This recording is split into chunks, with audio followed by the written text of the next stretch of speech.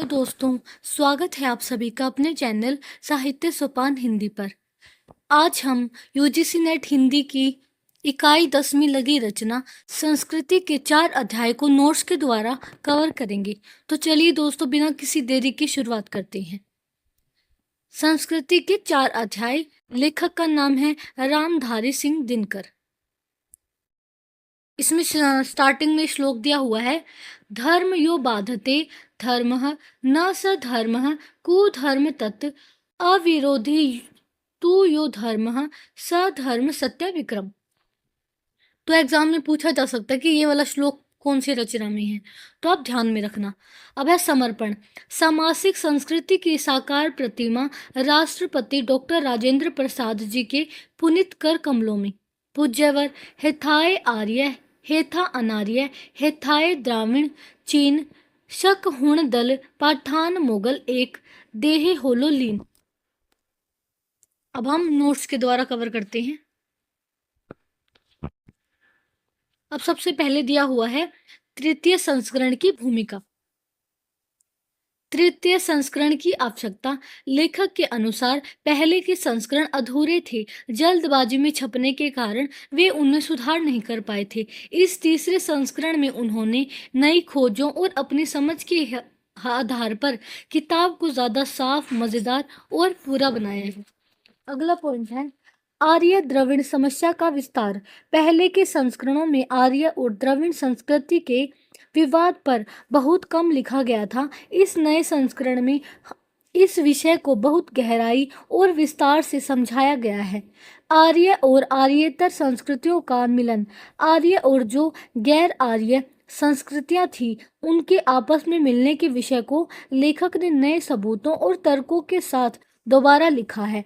इससे यह बात अब और मजबूत होकर सामने आती है। बौद्ध साधना पर साक प्रभाव। पहले के संस्करणों में बौद्ध धर्म की साधना पर तंत्र साधना के असर की बात गायब थी। इस संस्करण में यह बिल्कुल नया विषय जोड़ा गया है। इसमें यह आसान तरीके से समझाया गया है कि मध्यकाल के संतों को धर्म और काम के बीच तालमेल बिठाने में कितनी मुश्किल हुई थी और इसका बाद के साहित्य पर क्या असर पड़ा। इस्लाम खंड का पुनर्लेखन। किताब का इस्लाम वाले भाग को पूरी तरह से दोबारा लिखा गया है। तो एग्जाम में पूछा जा सकता है कि तृतीय संस्करण में कौन से भाग को दोबारा लिखा गया था, तो कौन से वाले को? इस्लाम खंड को। बहुत सी जानकारियों को एक जगह से हटाकर दूसरी सही जगह पर सेट किया गया। इसमें नई शंकाओं और नए विचारों को जोड़ा गया है। अगला पॉइंट है भारत के विभाजन का असली बीज। लेखक ने एक बहुत बड़ी बात कही है कि 20वीं सदी में जो भारत का बंटवारा हुआ, उसकी असली शुरुआत मुगल काल में ही हो चुकी थी। यह शेख अहमद सरहिंदी के विचारों और उनके द्वारा किए गए प्रचार का नतीजा था। लेखक के अनुसार इस बात को पढ़ने से पाठक भारत की सांप्रदायिक समस्या को गहराई से समझ सकेंगे। चौथे अध्याय में कम बदलाव। किताब के आखिरी यानी चौथे अध्याय में सबसे कम बदलाव हुआ है। इसमें केवल संसार की भाषा नीति को लेकर 2-4 नई बातें जोड़ी गई हैं, बाकी सब पहला जैसे ही है।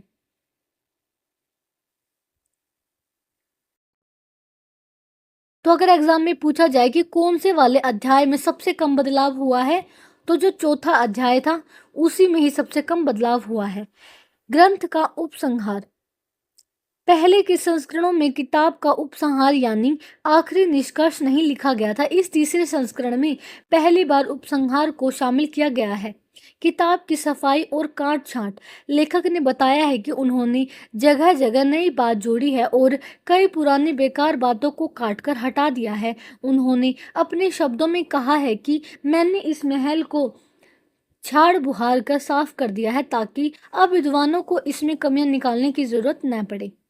हिंदी भाषाओं की जागरूकता। लेखक ने कुरुक्षेत्र और उर्वशी के प्रकाशन के समय भी देखा था कि हिंदी भाषी लोग काफी जागरूक हैं, लेकिन संस्कृति के 4 अध्याय का जिस तरह विरोध हुआ और जिस तरह इसका समर्थन हुआ, उससे हिंदी जनता की जागरूकता का सबसे बढ़िया प्रमाण मिलता है। लेखक को देश भर के पाठकों से लगभग 600 पत्र मिले, जिनमें से ज़्यादातर में संस्कृत किताब को बेहतर बनाने के सुझाव थे। तो यहाँ पर कवि हिंदी भाषियों की जागरूकता के बारे में स्पष्ट करते हैं। विरोध और प्रशंसा का सामना। पिछले 6 अध्यायों में लेखक को पाठकों से लगभग 300 पत्र मिले। इनमें कुछ पत्रों में पुस्तक को बेहतर बनाने के सुझाव थे, कुछ में इसकी खूब तारीफ की गई थी, तो कुछ पत्रों में लेखक को अज्ञानी और मूर्ख तक कहा गया था। विभिन्न धार्मिक और व सामाजिक वर्गों की नाराजगी। इस ग्रंथ के विचारों से कई वर्ग नाराज थे। सनातनी, पारंपरिक हिंदू और आर्य समाजी लोग लेखक की स्थापनाओं से दुखी थे। उग्र हिंदुत्व के समर्थक इस ग्रंथ से काफी नाराज थे और हाल ही में एक मुस्लिम विद्वान ने भी इसके प्रति अपनी नाराजगी लिखकर भेजी थी। लेखक का निष्पक्ष दृष्टिकोण। दिनकर जी का कहना है कि उन्होंने जो भी लिखा है वह उनकी अपनी शिक्षा, दीक्षा और स्वतंत्र चिंतन का परिणाम है। वे किसी भी वर्ग को खुश करने के लिए इतिहास से समझौता नहीं करना चाहते थे। भारतीय एकता का सैनिक। दिनकर जी इस ग्रंथ को भारतीय एकता का सैनिक कहते हैं। उनका मानना है कि जैसे जैसे समय बीतेगा, इस पुस्तक को उपयोगी मानने वाले लोगों की संख्या बढ़ती जाएगी और यह सारे विरोधों के बावजूद देश की एकता को मजबूत करने का काम करेगी। आम जनता बनाम विशेषज्ञ। लेखक के अनुसार सांस्कृतिक एकता की बातें देश की आम जनता ही सुनना चाहती है। इसके विपरीत पंडित और विशेषज्ञ, जो बड़े विद्वान हैं, ऐसी एकता की बातों से दूर भागते हैं या बिदक जाते हैं। इतिहास की हैसियत किराएदार की। लेखक ने स्पष्ट किया है कि यह पुस्तक मूल रूप से साहित्य और दर्शन की है। इसमें इतिहास की हैसियत केवल एक किराएदार जैसी है। लेखक किराएदारी का आदर तो करते हैं, लेकिन उसे घर का मालिक नहीं मान सकते। शौकिया इतिहासकार। लेखक जी खुद को कोई पेशेवर इतिहासकार नहीं मानते। उन्होंने साफ लिखा है कि वे इतिहास की ओर केवल शौक से गए हैं और उन्होंने इतिहास की सामग्रियों का उपयोग भी केवल अपने शौक के लिए ही किया है। पेशेवर बनाम शौकिया लेखक। लेखक का मानना है कि जो भी ताजगी और प्राण एक शौकिया लेखक अपनी रचना में डाल सकता है, वह पेशेवर लेखक नहीं कर पाता। पेशेवर लेखक अक्सर नियमों और परंपराओं के चक्कर में बंधे रहते हैं, जिसके कारण वे अपने क्रांतिकारी विचारों को खुलकर सामने नहीं रख पाते। संस्कृति के इतिहास की शैली। दिनकर जी के अनुसार संस्कृति का इतिहास केवल शौकिया शैली में ही लिखा जा सकता है। एक पेशेवर इतिहासकार अक्सर एक या शाखाओं का ही विशेषज्ञ होता है, जबकि विभिन्न घटनाओं और विचारों के बीच संबंध बिठाने का काम वह व्यक्ति ज्यादा बेहतर कर सकता है, जो विशेषज्ञ न हो बल्कि स्वतंत्र रूप से चीजों को देखने का हौसला रखता हो। इतिहासकार की सीमा। पेशेवर इतिहासकार अक्सर सिक्कों, पुरानी ईंटों और ठोस गवाहियों के बिना कुछ नहीं बोलते। इस आदत के कारण वे कई बार मौन रह जाते हैं, लेकिन संस्कृति का इतिहास लिखने के लिए केवल इन ठोस सबूतों पर निर्भर नहीं रहा जा सकता। अगला है संस्कृति इतिहास लिखने के 2 मार्ग। लेखक के अनुसार सांस्कृतिक इतिहास लिखने के केवल 2 ही रास्ते हैं। पहला यह है कि आप उन पुरानी बातों तक सीमित रहें जो बीसों बार कही जा चुकी है, जिससे खुद भी बोर हो और दूसरों को भी बोर करें। दूसरा यह है कि आने वाले समय के सत्रों का पहले से अनुमान लगाएं और समाज में नीम हकीम, मूर्ख या अधपगले की उपाधि मिलने का जोखिम उठाकर भी उनकी खुलकर घोषणा करें। लेखक ने इसी दूसरे मार्ग को चुना है। तथ्य का सत्य बनाम इतिहास का सत्य। खोजी विद्वान सत्य को केवल तर्क और सबूतों से पकड़ते हैं, लेकिन इतिहास का सत्य थोड़ा अलग होता है। घटनाएं समय के साथ जीवाश्म या पत्थर बन जाती हैं और दंत कथा व पुराण का रूप ले लेती हैं। झिलमिली बुद्धि और कल्पना का महत्व। बीती घटनाओं पर इतिहास अपनी एक धुंधली सी परत डाल देता है, जिससे सब कुछ साफ साफ नहीं दिखता। यह धुंधलापन बुद्धि को तेज करता है, कल्पना को मजबूत बनाता है, मन में उत्सुकता जगाता है और सपनों की गांठ खोलता है। सजीव कल्पना की आवश्यकता। घटनाओं के बाहरी और स्थूल रूप को तो कोई भी देख सकता है, लेकिन उनके असली अर्थ को वही पकड़ सकता है जिसकी कल्पना सजीव हो। नए अनुसंधानों से पुरानी खोजें और तथ्य तो गलत साबित हो सकते हैं, लेकिन सच्ची कल्पना से तैयार किया गया चित्र कभी गलत या खंडित नहीं होता। सीधे साधे पाठकों की समझ। जिन सीधे साधे पाठकों के मन में पहले से कोई भेदभाव या पूर्वाग्रह नहीं होता, वे इस पुस्तक की सच्चाई को किसी प्रामाणिक ग्रंथ से भी ज्यादा जल्दी और आसानी से समझ जाते हैं। प्रामाणिक ग्रंथों की कमी। जो बहुत प्रामाणिक और सरकारी ऐतिहासिक ग्रंथ होते हैं, उनके तथ्य भले ही कभी गलत न हो, लेकिन उनका विवरण अक्सर बहुत उबाऊ, गलत और निर्जीव होता है। जबकि इस पुस्तक में इतिहास को जीवंत रूप में प्रस्तुत किया गया है। स्थान और समय। लेखक का विवरण। इस भूमिका को रामधारी सिंह दिनकर जी ने 3 अगस्त 1962 ईस्वी को आर्य कुमार रोड, पटना 4 से पूरा किया था। अब अगला पॉइंट है लेखक का निवेदन। तो इसमें है इतिहास से पुराना नाता। लेखक एक समय में इतिहास के छात्र रह चुके थे, लेकिन बाद में कविता और निबंध लिखने के चक्कर में उनका इतिहास से संपर्क पूरी तरह छूट गया था। इतिहास की ओर दोबारा वापसी। सन 1950 में लेखक को कॉलेज में छात्रों को साहित्य पढ़ाने के लिए भेजा गया। विद्यार्थियों को साहित्य की सामाजिक पृष्ठभूमि समझाने के लिए उन्हें इतिहास के पुस्तकों को फिर से खोलना पड़ा। साहित्य के बहाने इतिहास की गहराई। कॉलेज में पढ़ाते समय वे धीरे धीरे फिर से इतिहास की गहराई में उतरने लगे। इस बार उनकी इतिहास में रुचि किसी परीक्षा को पास करने के लिए नहीं, बल्कि साहित्य की जड़ों को समझने के लिए थी। लेखक की मूल जिज्ञासा। इतिहास पढ़ते समय लेखक के मन में सबसे पहली जिज्ञासा यह उठी कि हमारा जो आज का आधुनिक साहित्य है, वह हमारे पुराने साहित्य से किन किन बातों में और क्यों अलग है। इसी सवाल ने आगे चलकर इस पूरी पुस्तक का आधार तैयार किया। अगला पॉइंट है आधुनिक साहित्य की भिन्नता की खोज। लेखक के मन में यह सवाल था कि हमारा आधुनिक साहित्य पुराने साहित्य से अलग क्यों है। इसकी खोज करते करते वे 19वीं सदी के सांस्कृतिक जागरण का इतिहास पढ़ने लगे।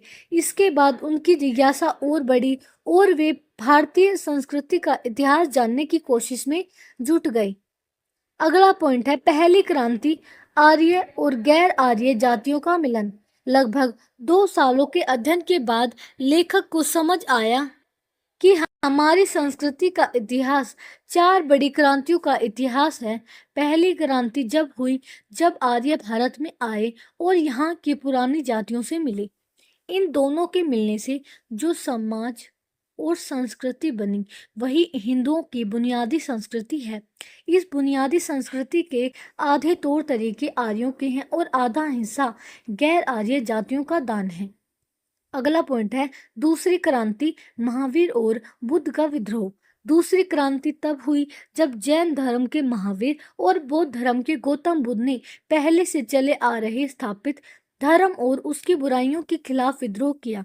उन्होंने उपनिषदों की सोच को नई दिशा दी। लेखक का मानना है कि इस क्रांति ने भारतीय संस्कृति की बहुत सेवा की, लेकिन आगे चलकर इसी आंदोलन के कारण धर्म में कुछ कमियां भी आ गई। तीसरी क्रांति, इस्लाम का आगमन। तीसरी क्रांति उस समय हुई जब इस्लाम धर्म भारत में विजेताओं के धर्म के रूप में पहुंचा। यहाँ आकार इस्लाम का मेल और संपर्क सीधे हिंदुत्व के साथ हुआ। इसने भारतीय समाज को बहुत गहरे से प्रभावित किया। चौथी क्रांति, यूरोप का आगमन और अंग्रेजी प्रभाव। चौथी क्रांति हमारे अपने समय में हुई, जब भारत में यूरोप के लोग आए। उनके संपर्क में आकर हिंदुत्व और इस्लाम दोनों ने ही एक नए जीवन का अनुभव किया, जिसे हम आधुनिक काल या पुनर्जागरण भी कहते हैं। पुस्तक का नाम और मूल उद्देश्य। इस पुस्तक में इन्हीं 4 क्रांतियों का छोटा इतिहास लिखा गया है। लेखक का मानना था कि इस पुस्तक का सही नाम तो भारतीय संस्कृति के 4 सोपान होना चाहिए था, लेकिन अंत में उन्हें संस्कृति के 4 अध्याय नाम ही सबसे ज्यादा पसंद आया। अगला पॉइंट है सामासिक संस्कृति, मिली जुली संस्कृति। लेखक ने साफ शब्दों में कहा है कि भारत की संस्कृति शुरू से ही सामासिक रही है। उत्तर दक्षिण और पूर्व पश्चिम में जितने भी हिंदू रहते हैं, उनकी संस्कृति एक ही है। हिंदू मुस्लिम एकता की जड़ें। लेखक के अनुसार देश के हिंदू और मुसलमान भले ही देखने में अलग लगते हों, लेकिन उनके बीच एक गहरा सांस्कृतिक संबंध है जो उनकी अलग पहचान को कम करता है। हम इस एकता को पूरी तरह समझ नहीं पा रहे हैं, जिसे राजनीति नहीं बल्कि शिक्षा और साहित्य के जरिए ही लोगों को समझाया जा सकता है। यह पुस्तक विद्वानों के लिए नहीं है। लेखक ने साफ कहा है कि यह पुस्तक उन्होंने बड़े बड़े विद्वानों या विशेषज्ञों के लिए नहीं लिखी है। यह किताब उन साधारण पाठकों के लिए है जो इतिहास के सैकड़ों भारी भरकम और उबाऊ ग्रंथों को पढ़ने से घबराते हैं, लेकिन अपनी संस्कृति को समझना चाहते हैं। जनसाधारण मुख्य पाठक। लेखक की इच्छा है कि इस पुस्तक के मुख्य पाठक देश की आम जनता बने। वे चाहते थे कि लोग इस किताब के बड़े आकार को देखकर घबराए नहीं, बल्कि इतने बड़े विषय को छोटे में समेटना संभव नहीं था। आम जनता के लिए सामग्री का अभाव। आज़ादी के बाद से देश में संस्कृति के बड़े बड़े नारे तो लगाए जा रहे हैं, लेकिन आम जनता के पास ऐसी कोई आसान किताब नहीं थी जिससे वे यह समझ सकें कि भारत की संस्कृति क्या है, यह कैसे कैसे आगे बढ़ी है और भविष्य में इसका क्या रूप होगा। यह पुस्तक इसी कमी को पूरा करती है।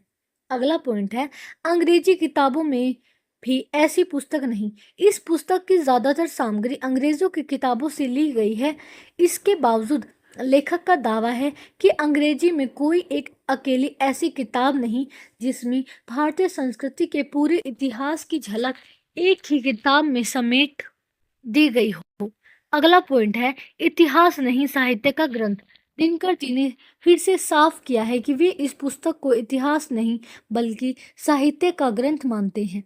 अगला पॉइंट है, आलोचना की परवाह नहीं। लेखक को पता है कि बड़े विद्वान इस पुस्तक की प्रामाणिकता पर सवाल उठाएंगे और कहेंगे कि इसमें दी गई बातें केवल अनुमान पर आधारित हैं या अर्ध सत्य हैं, लेकिन लेखक का मानना है कि उनकी सजीव कल्पना और अनुमानों से जो तस्वीर बनकर खड़ी हुई है वह बेजान नहीं है। वह पाठकों को अपनी संस्कृति समझाने में पूरी तरह कामयाब रहेगी।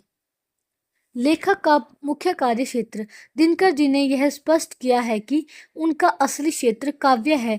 उनका साहित्यिक जीवन पूरी तरह कविता पर ही निर्भर करता है। कठिन परिश्रम। इस पुस्तक को लिखने में लेखक को बहुत ज़्यादा समय और कड़ा परिश्रम करना पड़ा, जिसके कारण वे काफ़ी समय तक कुछ और नहीं लिख पाए। अनुरोध। लेखक ने अपने जीवन में पाठकों से कभी अपने कोई अन्य की पुस्तक पढ़ने की जिद नहीं की, लेकिन वे इस ग्रंथ को कम से कम एक बार पूरा देखने का विशेष अनुरोध करते हैं। अपूर्णता की स्वीकारोक्ति। लेखक का मानना है कि 5 वर्ष की मेहनत के बाद भी यह पुस्तक अभी पूरी तरह संपूर्ण नहीं है। वे इसकी कुछ कमियों को अगले संस्करण में दूर करने की बात कहते हैं। समय और स्थान। लेखक का यह निवेदन 5 जनवरी 1956 को आर्य कुमार रोड, पटना 4 से लिखा गया था। अब है प्रस्तावना से संबंधित पॉइंट्स। संस्कृति के 4 अध्याय। प्रस्तावना। इस पुस्तक की प्रस्तावना देश के प्रथम प्रधानमंत्री पंडित जवाहरलाल नेहरू ने लिखी है। दिनकर जी से संबंध। नेहरू जी ने दिनकर जी को अपना मित्र और साथी कहा है और इस पुस्तक के विषय को बहुत ही आकर्षक और शिक्षाप्रद बताया है। नेहरू जी का मुख्य सवाल। नेहरू जी अक्सर खुद से यह सवाल करते थे कि भारत है क्या, उसका असली तत्व या सार क्या है और वे कौन सी शक्तियां हैं जिनसे भारत का निर्माण हुआ है। संस्कृति की परिभाषाएं। नेहरू जी ने संस्कृति को समझाने के लिए 3 मुख्य बातें कही हैं। पहली परिभाषा, संसार भर में जो भी सबसे अच्छी बातें जानी या कही गई हैं उनसे खुद को परिचित कराना ही संस्कृति है। दूसरी परिभाषा, शारीरिक या मानसिक शक्तियों का प्रशिक्षण, उन्हें मजबूत करना या उनका विकास करना संस्कृति है। तीसरी परिभाषा, संस्कृति मन, आचार या हमारे पसंद नापसंद का सुधार है जो इंसान को भीतर से प्रकाशित करती है। दोस्तों, अगर आपको वीडियो अच्छी लगती है, नोट्स अच्छे लगते हैं, तो प्लीज़ चैनल को लाइक, कमेंट और सब्सक्राइब ज़रूर करें और अपने दोस्तों के साथ शेयर करना बिल्कुल ना भूलें। अब आगे है संस्कृति का रूप। संस्कृति बुनियादी रूप से अंतर्राष्ट्रीय होती है, लेकिन अलग-अलग देश अपनी विशेष परिस्थितियों के अनुसार अपने भीतर कुछ खास ढंग के मौलिक गुण विकसित कर लेते हैं। धार्मिक नामकरण का विरोध। नेहरू जी ने कहा है कि कुछ लोग भारतीय संस्कृति को हिंदू हिंदू संस्कृति, मुस्लिम संस्कृति या ईसाई संस्कृति जैसे धार्मिक नामों में बांटते हैं, जो उनकी समझ में नहीं आता। हालांकि वे यह मानते हैं कि संस्कृतियों पर बड़े धार्मिक आंदोलनों का गहरा असर पड़ता है। संस्कृति की सामासिक प्रकृति। नेहरू जी ने दिनकर जी की इस बात का समर्थन किया है कि भारतीय जनता की संस्कृति का रूप सामासिक विरासत है और इसका विकास बहुत धीरे धीरे हुआ है। संस्कृति की जड़ें। इस मिलीजुली संस्कृति का मूल रूप आर्यों के आने से भी पहले मोहनजोदड़ो की सभ्यता और द्रविड़ों की महान सभ्यता तक पहुंचता है। बाहरी तत्वों को पचाने की शक्ति। भारतीय संस्कृति में बाहर से आने वाले नए विचारों और तौर तरीकों को पचाकर अपना बनाने की गजब की क्षमता थी। जब तक भारत में यह गुण रहा, हमारी संस्कृति जीवित और आगे बढ़ती रही। अगला है गतिशीलता का खत्म होना। बाद के समय में जब संस्कृति की यह आगे बढ़ने की गति रुक गई, तो समाज में जड़ता आ गई। इसके कारण भारतीय संस्कृति कमजोर पड़ती चली गई। इतिहास की दो विरोधी शक्तियां। भारत के पूरे इतिहास में हमेशा दो विरोधी ताकतें आपस में लड़ती आई हैं। पहली ताकत है जो बाहर से आने वाली चीजों को पचाकर देश में मेल जोल और तालमेल बनाती हैं। दूसरी ताकत जो समाज में बंटवारा, भेदभाव और अलगाव पैदा करती हैं। आज भी ये दोनों ताकतें समाज में मौजूद हैं। मनीषियों की असफलता।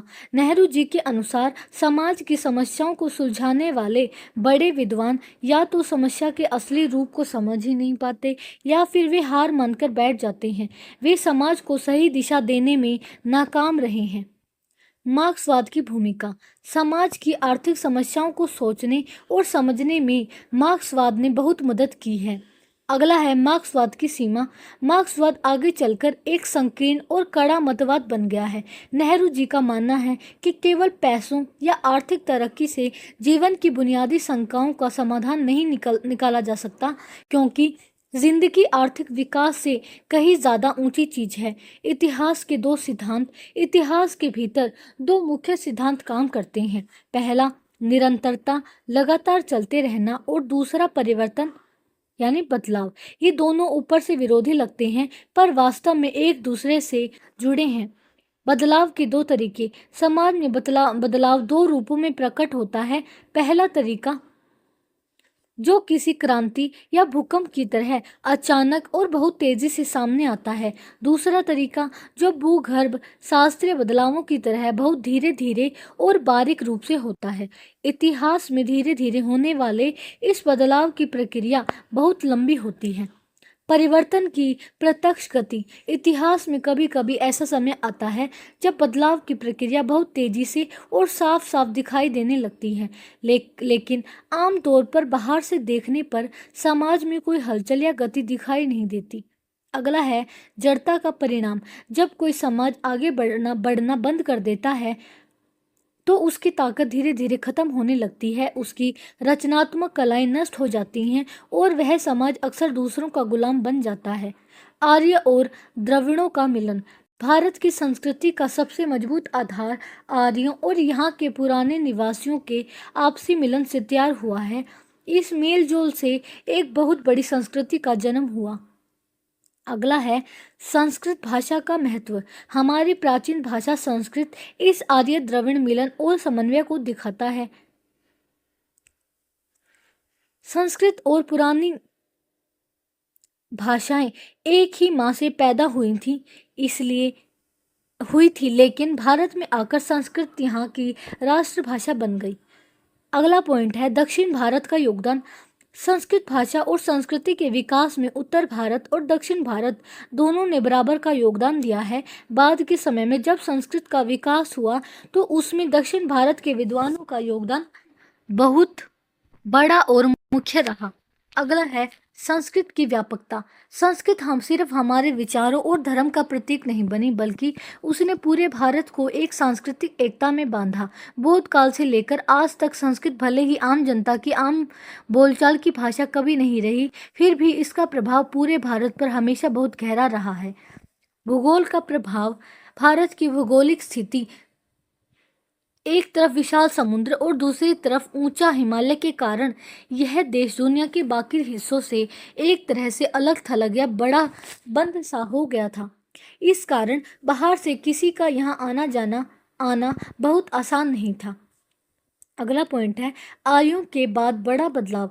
आर्यों के आने के बाद बहुत बड़े समय तक भारत में बाहर से कोई बड़ा जन समूह या जातियों के झुंड नहीं आए। इसके विपरीत एशिया और यूरोप के देशों में लगातार जातियों का आना जाना और बड़े बदलाव होते रहे।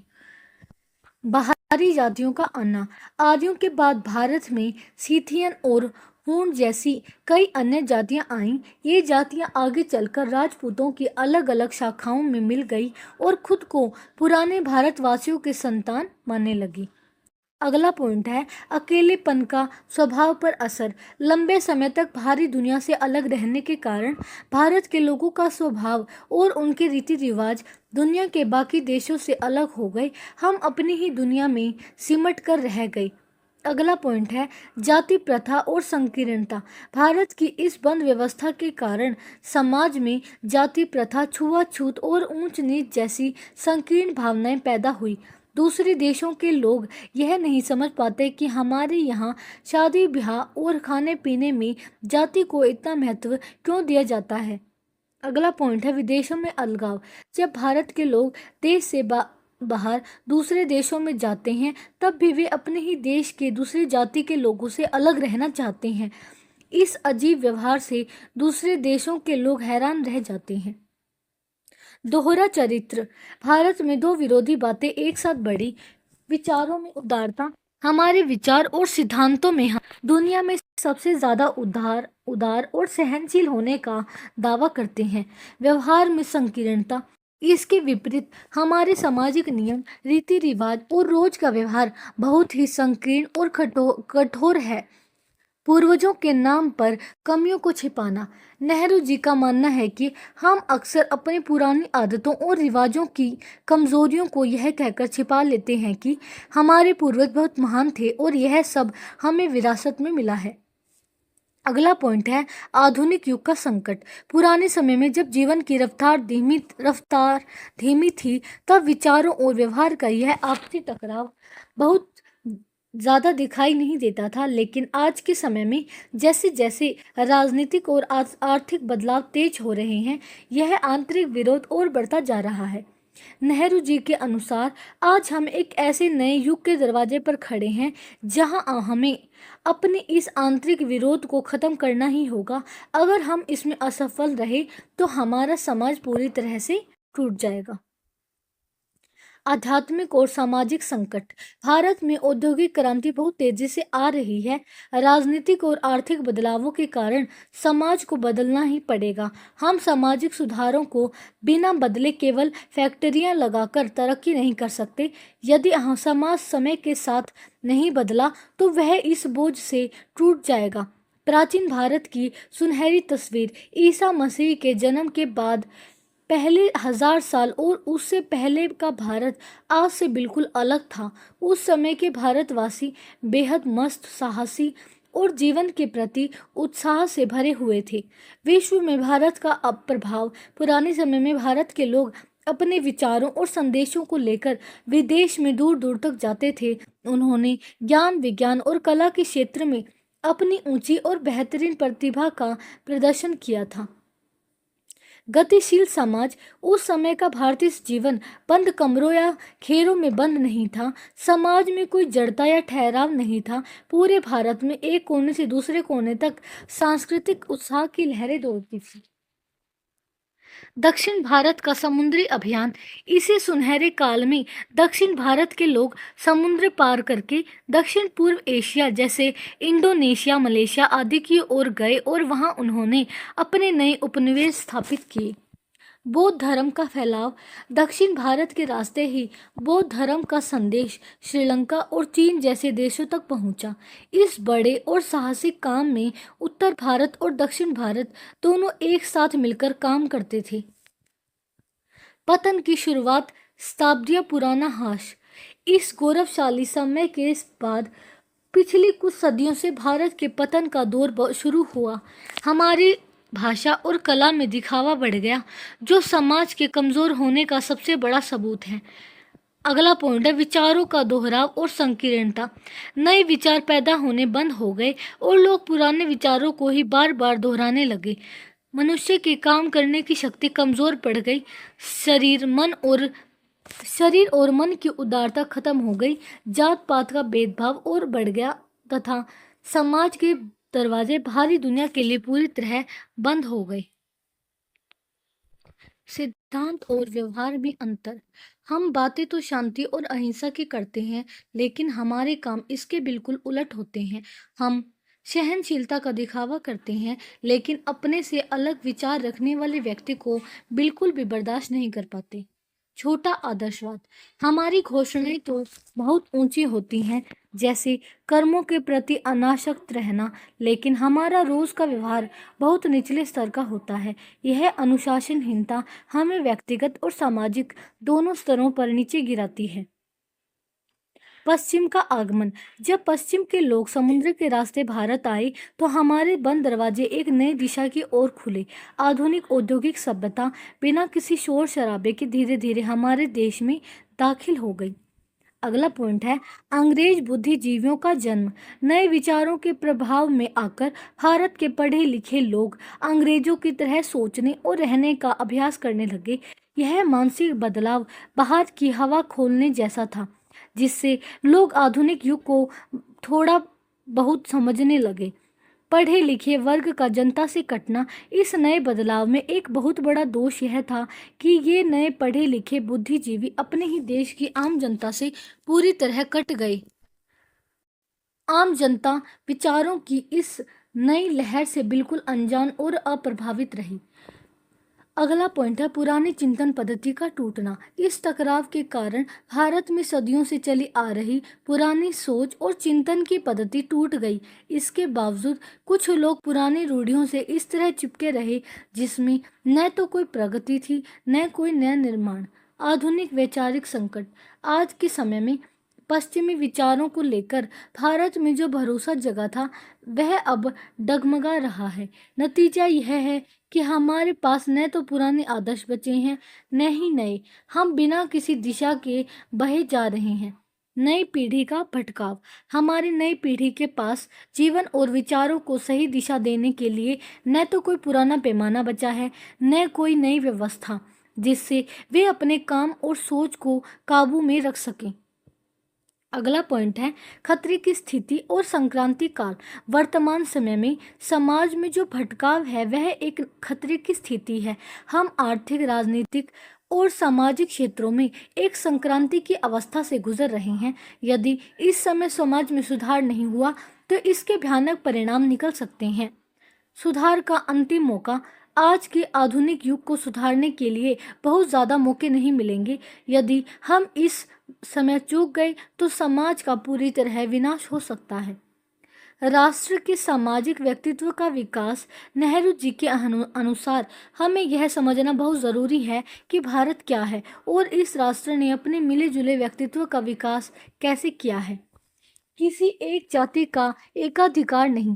भारत में रहने वाली कोई भी जाति या वर्ग यह दावा नहीं कर सकता कि भारत के पूरे इतिहास, संस्कृति और विचारों पर सिर्फ उसी का हक या एकाधिकार था।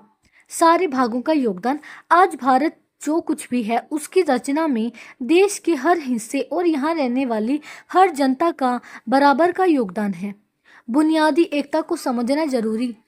यदि हम इस बुनियादी एकता को नहीं समझ पाते, तो हम भारत को कभी नहीं समझ पाएंगे।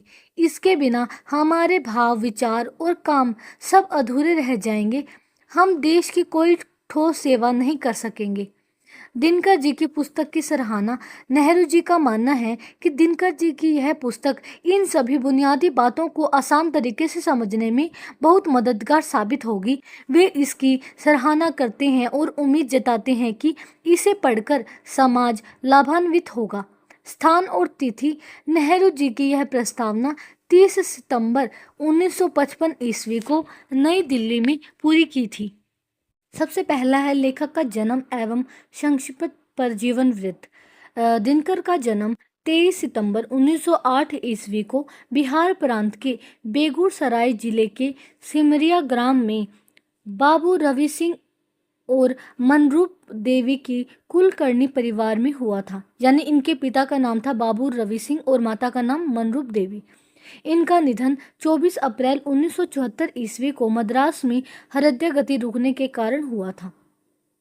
इन्होंने वर्ष 1932 में पटना कॉलेज में इतिहास में स्नातक किया। इसके बाद सब रजिस्ट्रार जनसंपर्क विभाग के उपनिदेशक, फिर उसके बाद लंगट सिंह कॉलेज के हिंदी विभागाध्यक्ष रहे 1950 से लेकर 52 तक।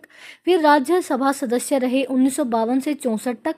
भागलपुर विश्वविद्यालय के कुलपति रहे 1964 में तथा भारत सरकार के मुख्य हिंदी सलाहकार 1965 में इसके पद पर कार्य किया। अब है इनकी उपाधियां सम्मान। प्राप्त साहित्यिक उपनाम एवं उपाधियां। द्वितीय राष्ट्र कवि। इन्हें मैथिली शरण गुप्त के बाद भारत का द्वितीय राष्ट्र कवि माना जाता है। इन्होंने स्वयं मैथिली शरण गुप्त के समक्ष सदैव महज डिप्टी राष्ट्र कवि की उपाधि ही स्वीकार की। समय सूर्य व अनल कवि। अज्ञे ने इन्हें समय सूर्य की उपसंज्ञा दी। साहित्य जगत में इन्हें अनल कवि के नाम से भी जाना जाता है। राग और आग का कवि। मुक्ति बोध ने दिनकर को राग और आग का कवि कहकर संबोधित किया। अधैर्य का कवि। डॉक्टर बच्चन सिंह ने इनकी रचना धर्मिता को देखते हुए इन्हें अधैर्य का कवि माना है। राष्ट्रीय पुरस्कार एवं सम्मान। भूदेव स्वर्ण पदक 1928 में मैट्रिक परीक्षा में संपूर्ण बिहार प्रांत में सर्वोच्च स्थान अर्जित करने पर प्राप्त हुआ। कुरुक्षेत्र पुरस्कार 1948 काशी नागरी प्रचारणी सभा और उत्तर प्रदेश शासन द्वारा संयुक्त रूप से प्रदान किया गया। साहित्य अकादमी पुरस्कार 1959। इन्हें प्रसिद्ध गद्य ग्रंथ संस्कृति के 4 अध्याय के लिए इन्हें इस प्रतिष्ठित पुरस्कार से सम्मानित किया गया। पद्म भूषण 1959 भारत के प्रथम राष्ट्रपति डॉक्टर राजेंद्र प्रसाद द्वारा राष्ट्र सेवा और साहित्यिक अवदान हेतु प्रदान किया गया। डॉक्टर ऑफ लिटरेचर 1962 भागलपुर विश्वविद्यालय के तत्कालीन कुलपति डॉक्टर जाकिर हुसैन द्वारा इन्हें इस मानद उपाधि से विभूषित किया गया। भारतीय ज्ञानपीठ पुरस्कार 1973। इनके सुप्रसिद्ध काव्य नाटक उर्वशी के लिए इन्हें यह सर्वोच्च साहित्यिक सम्मान प्राप्त हुआ। दिनकर के गद्य एवं कृतित्व पर आलोचकों के कथन। सबसे पहला है डॉक्टर हजारी प्रसाद द्विवेदी का मत। दिनकर गति के कवि हैं, यति में उन्हें आयाम करना पड़ता है। द्विवेदी जी के अनुसार दिनकर की वाणी में उग्रता और मस्ती के साथ सामाजिक मंगलाकांक्षा का प्राधान्य है। गद्य के क्षेत्र में भी वे दिनकर के प्रवाहपूर्ण भाषा के कारण उन्हें गति का कवि स्वीकार करते हैं। डॉक्टर बच्चन सिंह का निष्कर्ष। दिनकर न तो बच्चन अंचल आदि नव्य छायावादियों से जुड़ पाते हैं और नए प्रगतिवादियों से। उनका अपना अलग रास्ता है, वे कहीं दोनों धाराओं के बीच में पड़ते हैं। बच्चन जी इनके गद्य को तार्किक, प्रत्यक्ष और गांधी मार्क्स के मध्य का विवेकपूर्ण समन्वय मार्ग मानते हैं। डॉक्टर नामवर सिंह का कथन। दिनकर का गद्य उनकी कविता से कम महत्वपूर्ण नहीं। संस्कृति के 4 अध्याय में उनका इतिहास बोध हिंदी के किसी भी बड़े इतिहासकार की तुलना में अधिक व्यापक और उदार मानवीय मूल्यों से युक्त है। हरिवंश राय बच्चन की सम्मति। दिनकर को केवल एक ज्ञानपीठ पुरस्कार देना पर्याप्त नहीं है, उन्हें 4 ज्ञानपीठ पुरस्कार मिलने चाहिए। उनके गद्य के लिए, उनकी कविता के लिए, उनकी भाषा के लिए और हिंदी साहित्य की अनवरत सेवा के लिए। राम वृक्ष बेनीपुरी का विचार। दिनकर के गद्य में मिट्टी की सौंधी महक भी है और विचार की पैनी धार भी। उनका निबंध मिट्टी की और गद्य में एक नई वैचारिक चेतना की शुरुआत था। कामेश्वर शर्मा की टिप्पणी। इन्होंने दिनकर को दिग्भ्रमित राष्ट्र कवि की संज्ञा देकर उनके वैचारिक दिशा पर प्रश्न उठाया है। अब है इसकी भूमिका के थोड़ा सार ही दिया हुआ है, क्योंकि भूमिका को विस्तार से तो हम पढ़ चुके हैं। यहाँ यह महाग्रंथ देश के प्रथम राष्ट्रपति डॉक्टर राजेंद्र प्रसाद को समर्पित है। इसकी विस्तृत भूमिका प्रस्तावना स्वयं पंडित जवाहरलाल नेहरू ने लिखी थी, जिसके मुख्य अकादमिक बिंदु इस प्रकार हैं। जनता की मानसिक यात्रा। नेहरू जी ने भूमिका में स्पष्ट किया है कि यह ग्रंथ भारत के इतिहास को केवल राजाओं, युद्धों और राजनीतिक संधियों के चश्मों से नहीं देखता, बल्कि यह यहाँ की आम जनता की मानसिक और सांस्कृतिक यात्रा का प्रामाणिक दस्तावेज है। समन्वय की अंतरधारा। नेहरू जी के अनुसार भारत की भौगोलिक और भाषाई विविधताओं के पीछे एक ऐसी मूक और अदृश्य अंतरधारा सदा से बहती आई है, जिसने हमेशा विरोधी विचारों को आपस में जोड़कर रखा है। दिनकर ने इसी सामासिक संस्कृति को बहुत प्रखरता से उभारा है। संस्कृति का सतत प्रभाव। भूमिका में प्रतिपादित है कि भारतीय संस्कृति कुछ ठहरी हुई झील नहीं है, बल्कि यह एक बहती हुई नदी है, जिसमें समय समय पर नई जातियों और विचारों का पानी मिल रहा है और निरंतर समृद्ध होती गई है। अब है इसके यह पुस्तक कुल 4 मुख्य अध्यायों और शुद्ध रूप से 39 प्रकरणों में विभाजित है।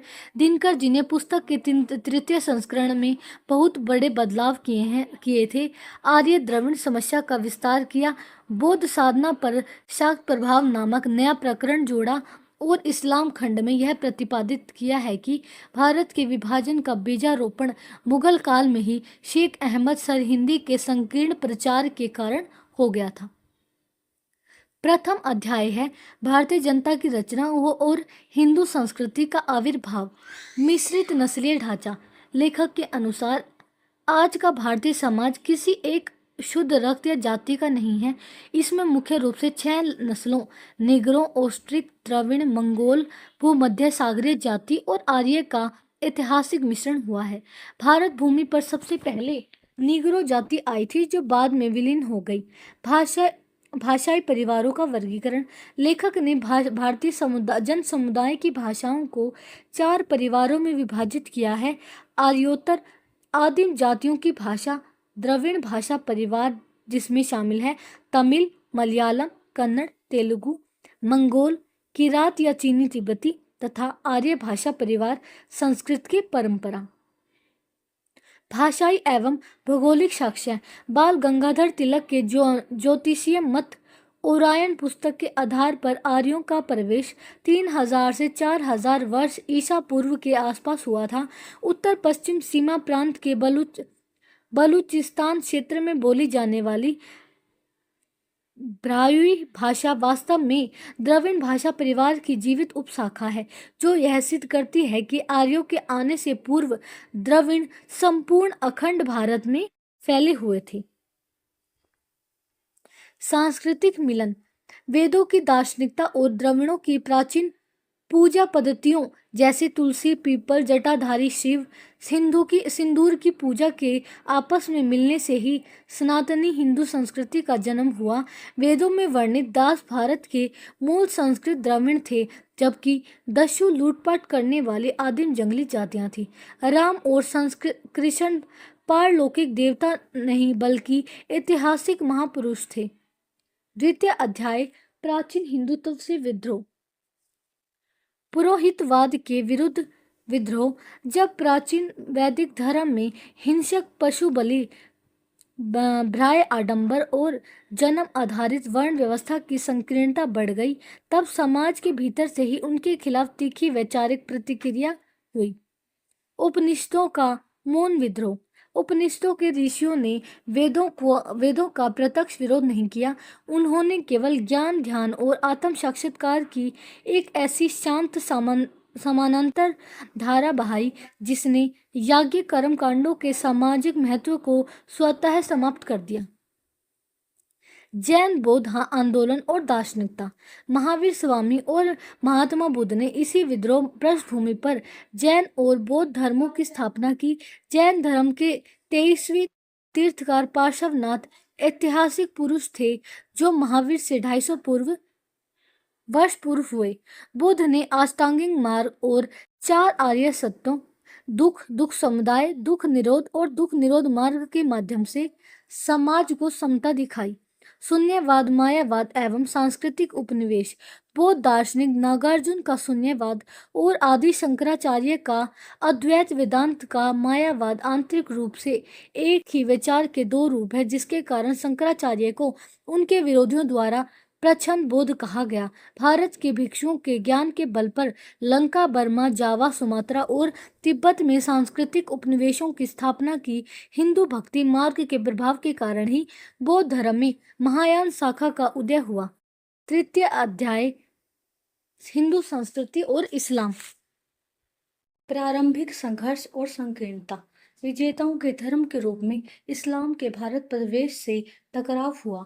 दोनों समाजों के दुराग्रह, इस्लाम का अपने नियमों को अंतिम मानना और हिंदुओं का किसी से कुछ न सीखने का अहंकार इनके बीच दीवार बन गए। प्राचीन काल में ब्राह्मणों और बौद्धों के बीच कटुता चरम पर थी, जिसे दिनकर ने सांप और नेवले का संबंध कहा है। सनातनी ब्राह्मणों ने बौद्ध व जैन मत के प्रभाव के कारण अंग बंग, कलिंग, सौराष्ट्र और मगध प्रांतों में यात्रा करने पर धार्मिक रोक लगा दी थी। मिश्रित वास्तुकला की बारीकी। मुगल काल में निर्मित वास्तुकला जैसे लाल किला या ताजमहल शुद्ध इस्लामी नहीं है। इसमें फारसी गुंबदों के साथ साथ हिंदू स्थापत्य कला के कमल, कलश, कोष्ठक और पल्लव शैलियों का गहरा समन्वय है। भक्ति, सूफी और सामासिक समन्वय। इस ऐतिहासिक गतिरोध को संतों ने तोड़ा। कबीर, नानक और जायसी जैसे भक्ति संतों तथा चिश्ती संतों की सूफी फकीरी ने इश्क, प्रेम और समा संगीत के माध्यम से सांझी मानवीय चेतना को जगाया। मुगल शहजादे द्वारा सिखों ने उपनिषदों का फारसी भाषा में सिर ए अकबर सबसे बड़ा रहस्य नाम से प्रामाणिक अनुवाद कराया था, जो मध्यकालीन समन्वय का सर्वोच्च शिखर था। दिनकर के अनुसार भारतीय इतिहास में हिंदू मुस्लिम समन्वय के केवल 3 बड़े नेता हुए, कबीर, अकबर और महात्मा गांधी। वैष्णव संप्रदाय के आधार ग्रंथों हरिवंश, विष्णु और भागवत पुराण में से किसी में भी राधा के नाम का कोई उल्लेख नहीं मिलता। चतुर्थ अध्याय, भारतीय संस्कृति और यूरोप। पाश्चात्य शिक्षा और भाषाई विभाजन। ब्रिटिश उपनिवेशवाद के माध्यम से आए आधुनिक विज्ञान और तर्कशीलता ने भारतीय मेधा को प्रभावित किया। वर्ष 1800 ईस्वी में स्थापित फोर्ट विलियम कॉलेज ने खड़ी बोली के 2 रूप कर दिए, संस्कृतनिष्ठ हिंदी और अरबी फारसी मिश्रित उर्दू, जहां से साहित्यिक अलगाव की शुरुआत हुई। यूरोपीय मत एवं समाज सुधार आंदोलन।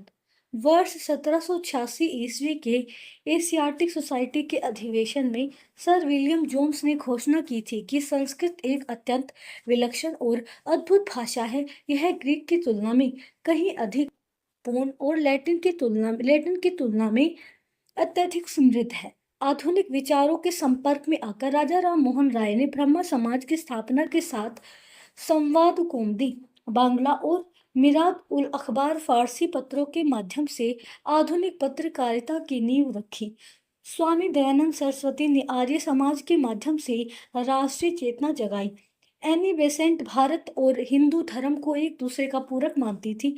सर सैयद अहमद खान प्रारंभ में हिंदू मुस्लिम एकता के समर्थक थे, परंतु उत्तरार्ध में अलीगढ़ आंदोलन के दौरान वे राष्ट्र की मुख्य राजनीतिक धारा से अलग हो गए।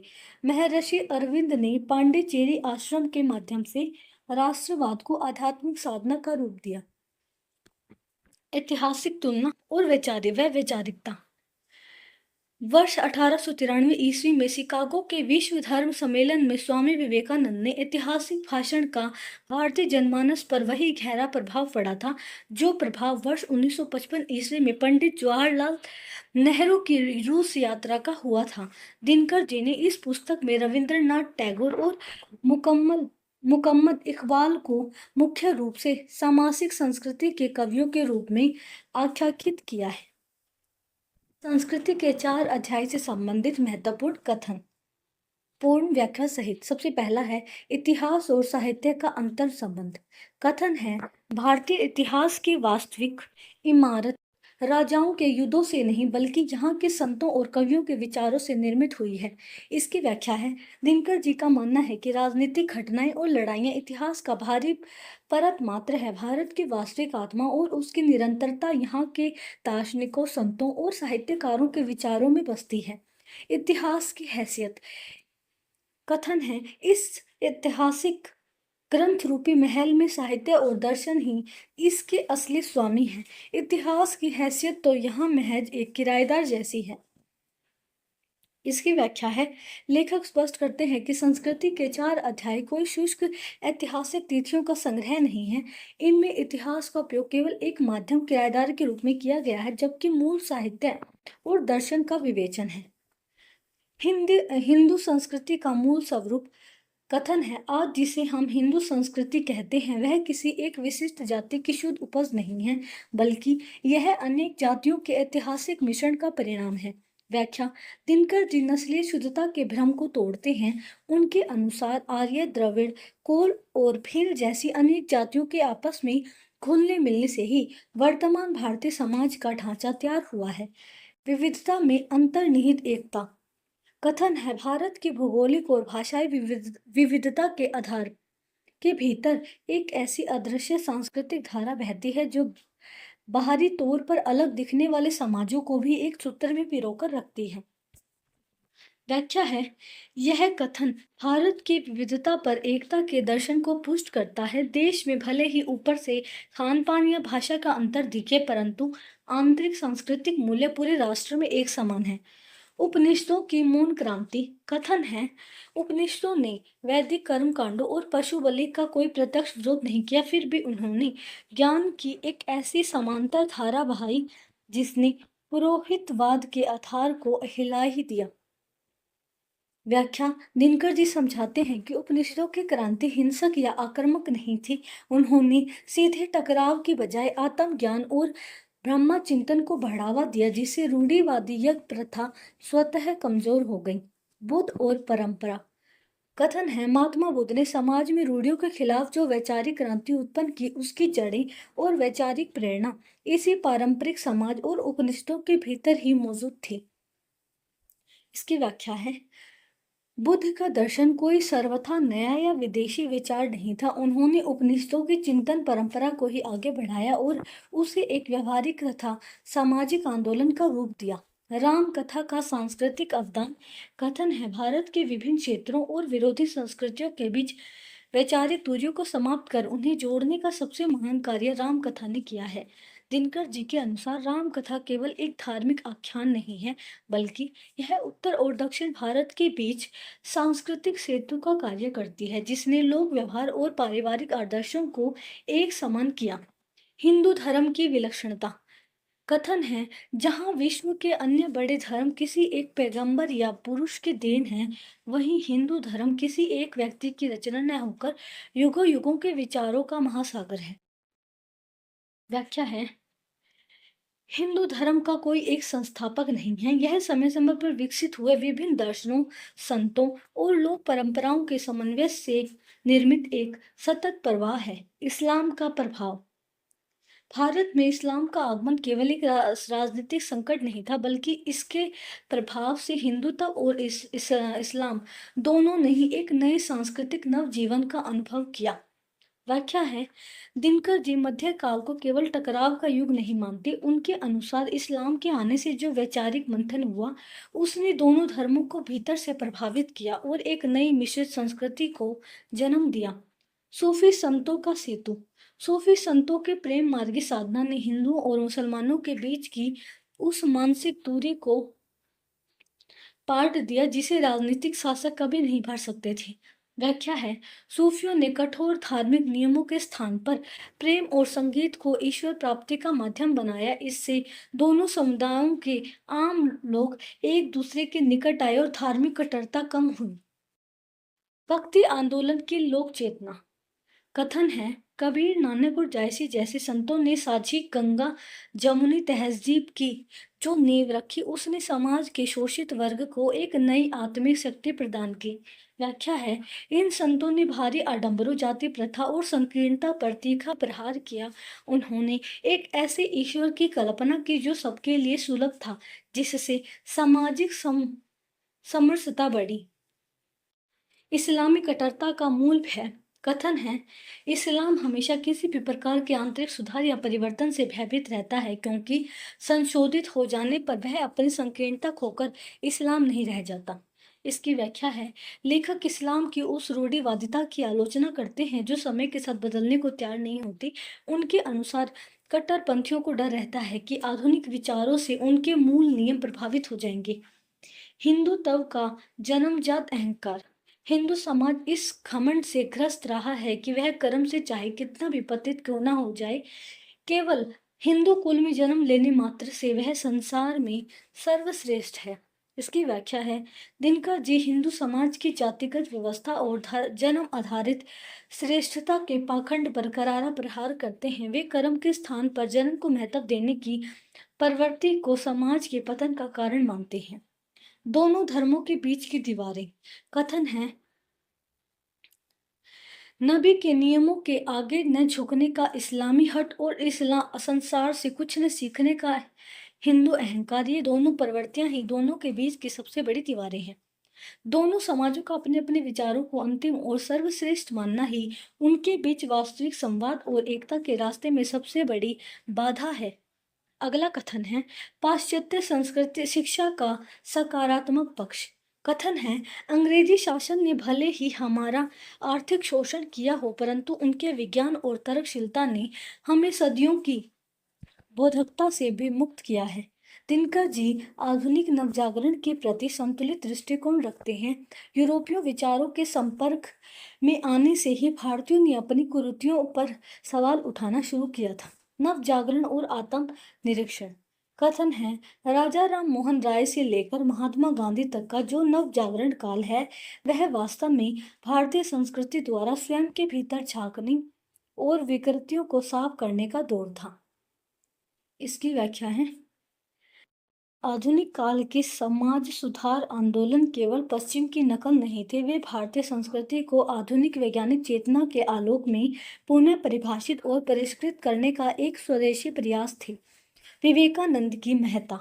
हिंदू जाति जब तक जीवित है, उसे विवेकानंद के प्रति वही आदर रखना होगा जो वह महर्षि व्यास और वाल्मीकि के प्रति रखती है। व्याख्या है, दिनकर जी विवेकानंद को आधुनिक युग का सबसे बड़ा सांस्कृतिक मार्गदर्शक मानते हैं।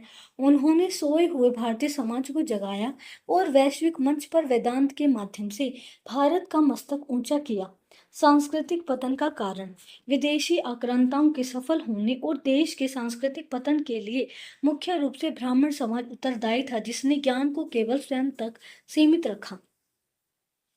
दिनकर जी ज्ञान के लोकतंत्रीकरण में होने को देश की पराजय का कारण मानते हैं।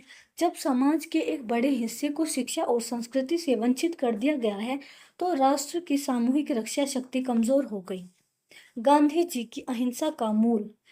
कथन है, गांधी जी की अहिंसा कायरों का अस्त्र नहीं है, बल्कि यह आधुनिक बमों और मशीन गनों के विनाशकारी युग के सामने एक परम आत्मिक और सक्रिय शक्ति है। व्याख्या है, दिनकर जी गांधीवादी अहिंसा को कमजोरी नहीं मानते, यह एक वीर व्यक्ति का संकल्प है जो शारीरिक बल के स्थान पर नैतिक और आत्मिक बल से शत्रु का हृदय परिवर्तन करने की क्षमता रखता है। सच्ची अहिंसा का स्रोत। कथन है, वास्तविक अहिंसा कभी भी लाचारी या लाचारी की स्थिति से पैदा नहीं होती, इसका जन्म सदैव आंतरिक सामर्थ्य और असीम आत्मबल से होता है।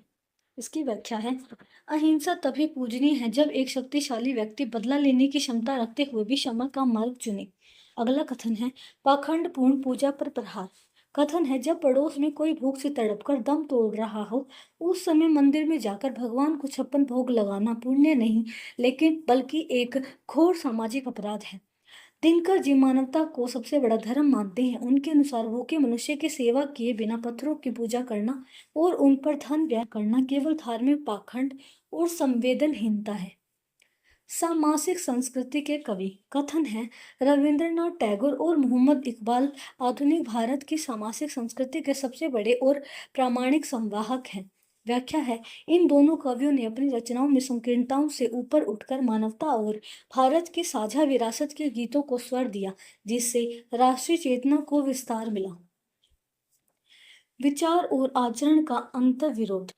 कथन है, हमारे आचरण की तुलना में हमारे विचार और उदार उद्गार इतने ऊंचे हैं कि उन्हें देखकर आश्चर्य होता है।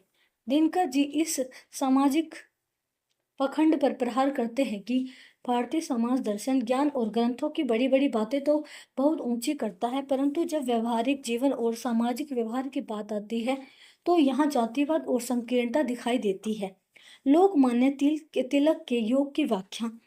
कथन है, लोकमान्य तिलक ने सुप्रसिद्ध घोषणा की थी कि गीता का मुख्य उद्देश्य निवृत्ति नहीं बल्कि प्रवृत्ति का प्रतिपादन करना है और गीता में योग का वास्तविक अर्थ केवल कर्म है।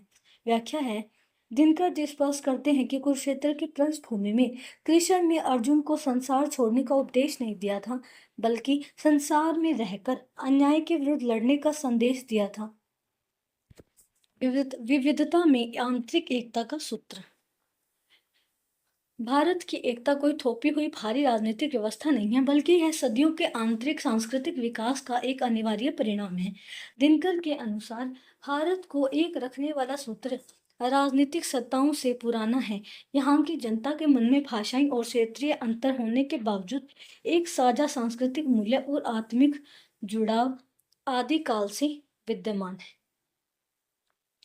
तो दोस्तों, आज की क्लास यहीं पर समाप्त होती है। अगर आपको क्लास अच्छी लगी हो तो लाइक और कमेंट ज़रूर करें और चैनल को सब्सक्राइब करना बिल्कुल ना भूलें। मिलते हैं अगली वीडियो में अगली रचना के साथ।